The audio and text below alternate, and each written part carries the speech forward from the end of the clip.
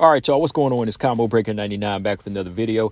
All right, y'all, let's jump back into the flyweight division once again. All right, so this article was actually put out a few weeks ago, but as y'all know, I had stuff going on, and I had read through it. I wanted to do a video, but like I said, just too busy, man, and mentally I just wasn't there yet. So I had to put this one on hold, but it was definitely something that holds interest to me. Come on, you know, this has two of the quadruple threats in there, two of my favorite fighters in here, so with these two trying to lock it in, got to talk about this, man. But anyways, Erin Blanchfield, she did this recent interview, I believe on a live stream. I think it was called like on HUBML or something like that.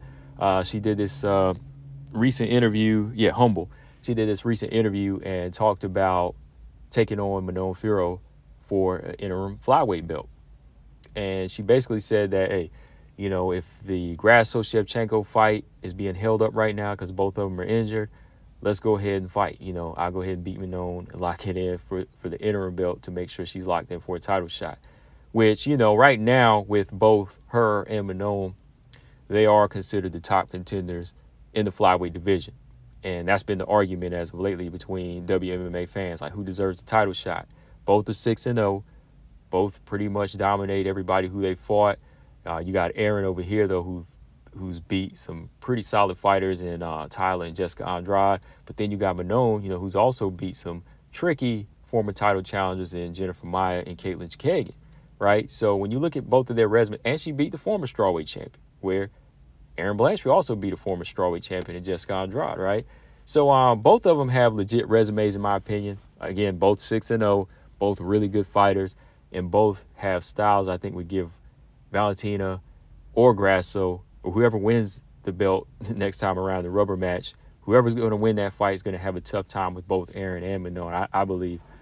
So with what's going on right now, Erin Blanchfield, she expressed her opinion and said, hey, you know, we can do this fight, you know, because, you know, Manon's called her out before, and she feels like with this third fight being kind of stalled out, best thing to do is lock it in. But these are her words from the interview. She said, while they recover, yeah, it's definitely been stalling. I feel like I've had a couple of number one contender fights now. But you know, I'm still pretty young and gain valuable experience in these fights. Whether it's interim or not, I'll beat Manon. Then I should definitely get a title fight. Okay? So, yeah, in her words, she feels like, hey, she's already beat two solid fighters. You know, Tyler Santos is solid. Jessica Andrade was solid, too. It was a dangerous fight. Everybody picked against her. But, yeah, it wasn't as solid as Tyler, but Tyler is a legit name, right? But, yeah, she's done some good things. But also, like she said, she is young, because that was something I said, too. Like, after she beat Tyler, you know, she's still young, and, you know, she could still go far even without fighting for a title. She could get better and better. But, like she said, whether it is interim or not, taking on Manon and beating her would mean basically a title shot, right? It should be a title eliminator. You know, it should be interim, or it should just be a title eliminator. It don't matter. But making it an interim fight at this point does make a lot of sense. But she also said, I haven't been told about that yet. I would definitely push for that. That's something I'd definitely be interested in. I'm not sure when Valentina and Alexa are going to be ready to fight again. I think they're on a similar timeline in recovery. I would hope that if it ends up being longer, they'd have me and Manon fight for an interim belt. Okay. Yeah, so, again, that does make sense, because Valentina and Grasso fought the same night, both broke their hands that night, and I think they're both going to take about the same time to recover. You know, Alexa's hand looks to be good. Her hand looks to be good. I remember Dana White saying something like Valentina would look to be striking again in, like, March or something, like February or March, you know. Whenever that fight was, he said in about 2 or 3 months, you know. So, yeah, Valentina and Grasso should have the same turnaround time. But with that being pushed out, not knowing where they're going to have these two fight, because it is a fight that needs to happen again. And Dana already said he's going to give them that shot again. Grasso said she would gladly do it again. But even though Grasso's looking somewhere else, which we're going to talk about here in a minute, in the meantime, with it being stalled out like that, you need to go ahead and lock it in with these two fighters, because Erin and Manon, yeah, they've done enough, I think, to both earn a shot, but they have to stay active. You know, with these months going by, I think they both have to stay active, and the best way to stay active now is to try to fight for that interim belt now, because they've both beaten everybody in the UFC. They're both 6-0. They both successfully defended their contender status, right? At that, so in a way, that almost deserves a belt because they're about to go 7-0. Somebody's about to be 7-0, right? So that kind of deserves a lock in to say this person's beat 7 opponents in the UFC, hasn't lost yet in the division.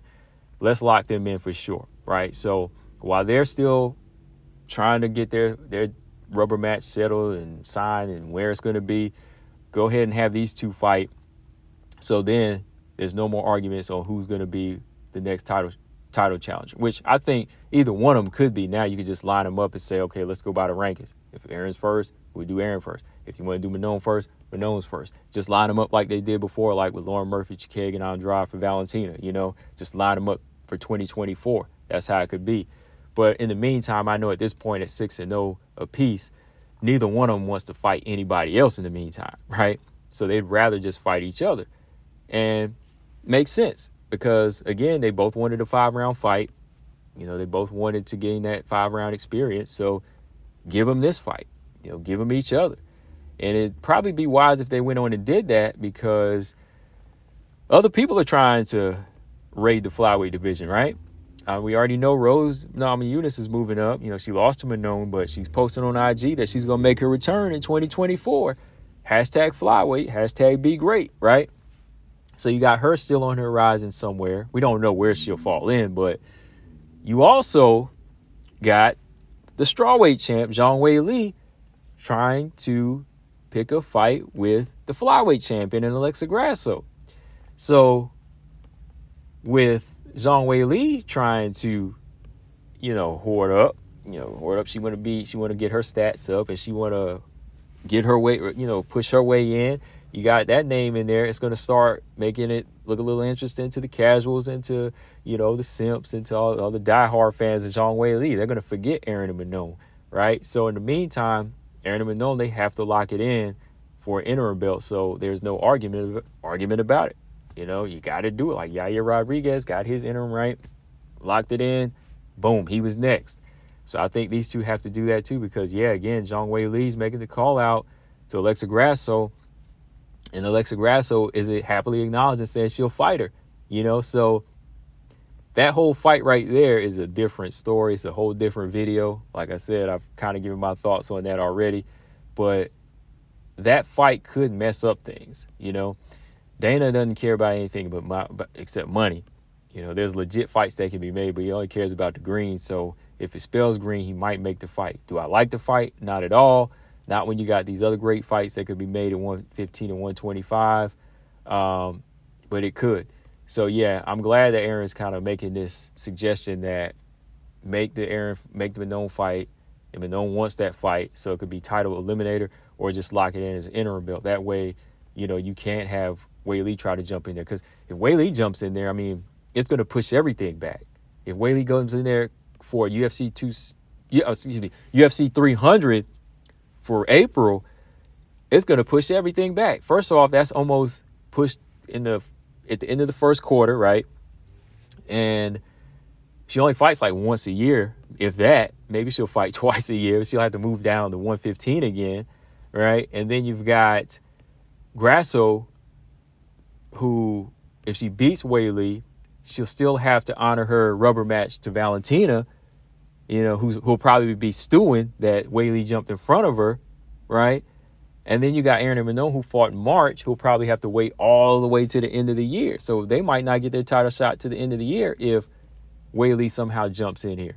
So, it's going to be crazy, man. You're going to have like 5 fighters mad, man. You're going to have Yan Zhanan mad, Tatiana Suarez mad, Valentina mad, Manon mad, Erin mad. I'm going to be like, wow, all these great fights messed up because y'all want to do a champ versus champ super fight at the wrong time. Hey, do this at some other point when they both clean out their divisions or somebody's really bored or everybody's got their title shots. But not now. Not now.